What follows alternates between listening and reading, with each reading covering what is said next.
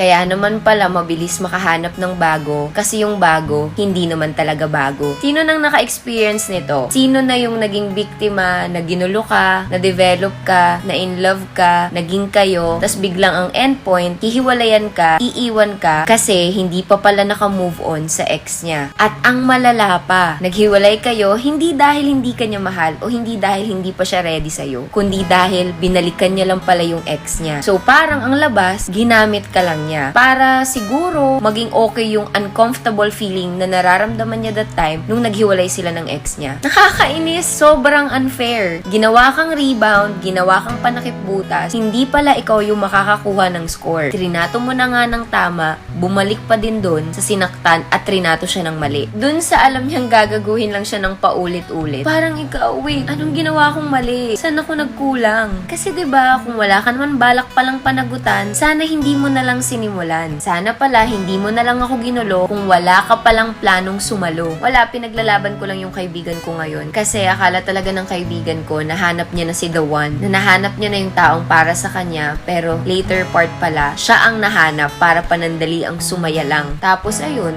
biglang nag-text sa kanya, sorry, it's not you, it's me. Nagkabalikan na kami ng ex ko.